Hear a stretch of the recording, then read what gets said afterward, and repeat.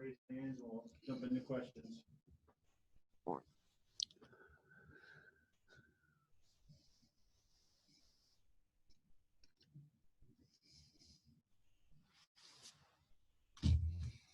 John Hale. Eddie, it seemed like Terry really bounced back pretty well on Saturday. What did you see from that performance from him in particular, and how much of that was just the wrist being better and how much of it was something else?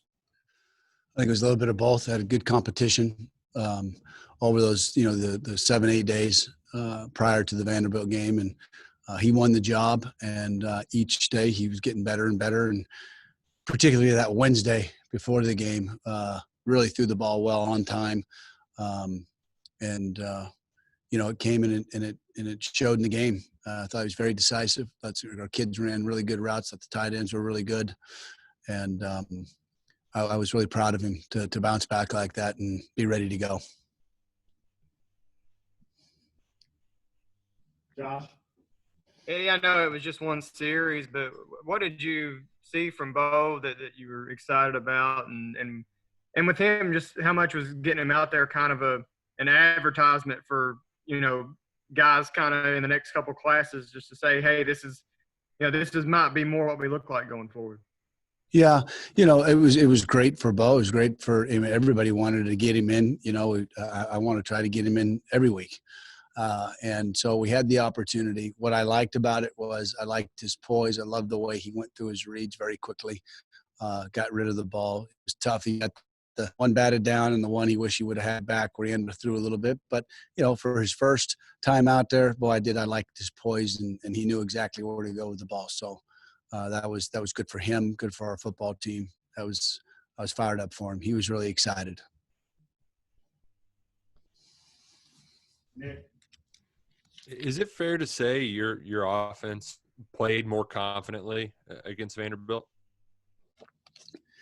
Yeah, I do believe that they were confident. And we had 6-7 days to really get some good reps in. And, we went back and I hadn't done the offense a very good job of some of the stuff that we repped during fall camp and then, to really hang our hat on something. And so, that's a great thing about a bye week. You can go back and you can look at yourself and you can not only scout your opponents, scout yourself especially, but and then what you're doing as a play caller.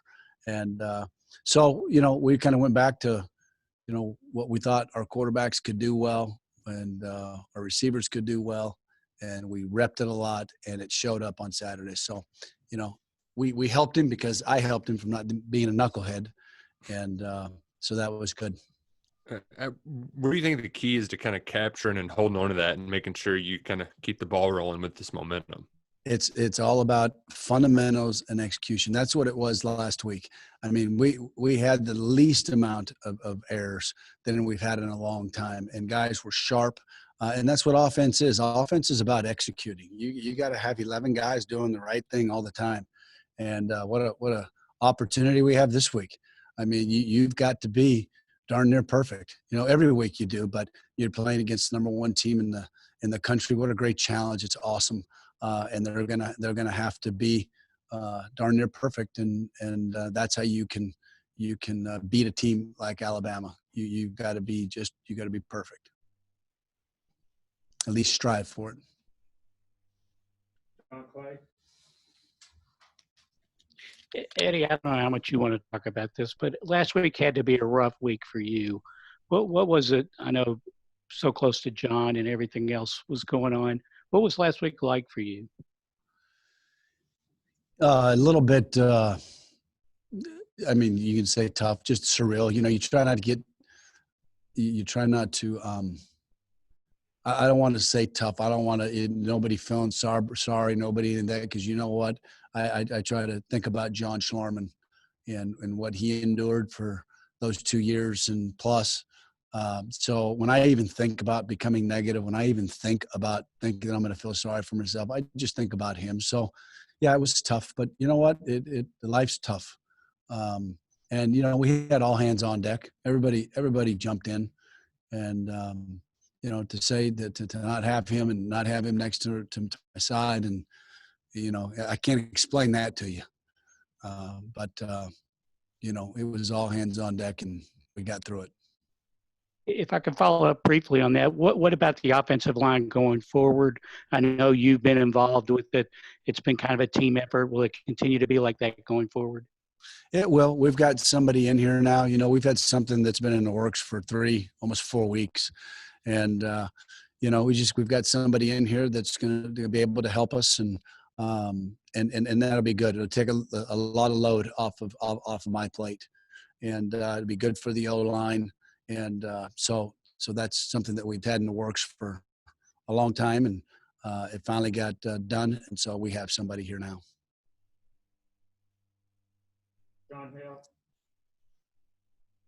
Eddie, about the offensive line, how did you think those guys played Saturday, especially in an emotional day for them, obviously, and with Quentin and Austin having to take on a little larger load than they're used to? I was so proud of them. It was different, just the whole thing, play calling and the emotions, and to see those guys, and it really comes down to this: they just never flinched. They never flinched, and by gosh, they weren't going to let the big tuna down. At the end of the day, that's what it was. They were playing for a much bigger reason than the game of football. Lonnie. Eddie, we noticed last week you got your tight ends involved. You've been seemingly gradually getting them more and more involved. But how do you feel about their performance and what this does to you with your offense in creating more open people to catch the football? Yeah, I think it really helped us. I think those two played one of the best games that they've played all year. And for them, it's run game and pass game. And, we had some things that were open for them, and they ran really good routes, and Terry put the ball on them. And so, I know sometimes y'all think that we don't use the tight ends, but, at times they've got to get open. They got to do their job. Our quarterback's got to find them. And things that we've done to simplify some things has really helped us. The reps have really helped us, and want to continue to get the ball to the big guys. There's mismatches. And so we'll continue to do that for sure, Lonnie. Gary Graves.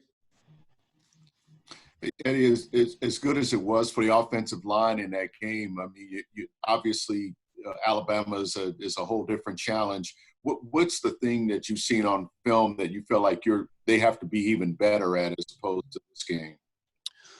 Well, the biggest thing is always, it sounds like a cliche, but movement. Anytime guys move, and they're not going to just sit there. And these guys are really athletic. We're getting ready to play. So, continuing to work on the movement and finishing, twist pickups, and finishing in the pass protection, not opening your hips, and, all the things that it's every single day stuff for all linemen, because it's all about technique. And so, with this group, we're getting ready to play. They're as good as anybody that will play this year. We're going to have to be technique sound. Couple more. Jeff Drummond. Yeah, Eddie, Gary kind of asked what I was going to ask you about Alabama, but I guess as a follow-up to that, when you put on their film, does anybody really jump out at you in particular? They don't seem to be getting as much attention on that side of the ball as maybe their offense is for putting up the great numbers. Yeah. I'm sure they still have some of those stars over there. They do. I mean, their front seven they're stout. Their linebacking crew is as good as we've seen this year, and they're two corners. I mean, they're the real deal. This is a heck of a football team, and defensively, for them not to get the credit, you turn on the film, I see something different. Coach Saban, his staff, they do a great job every year. They know what to do, and they present a lot of issues. They have a lot of stuff in their arsenal, and we're going to have to be really sharp. Two more, John Long and then Josh Moore. John? Eddie, it's been a while since you've been such a big underdog. It seems like nobody gives you a chance to win. Hopefully you don't feel that way. What is your message to the team going in as such big underdogs? Well, the key for us is going to be first down. I talked to him about it today. It's first down efficiency. You got to stay out of third and long. Their exotic stuff that they bring, The stuff that you see on third down, you can, they bring stuff from all over the place. So that's critical, and staying out of that third and long. And then the last thing is execution and technique against a great defense.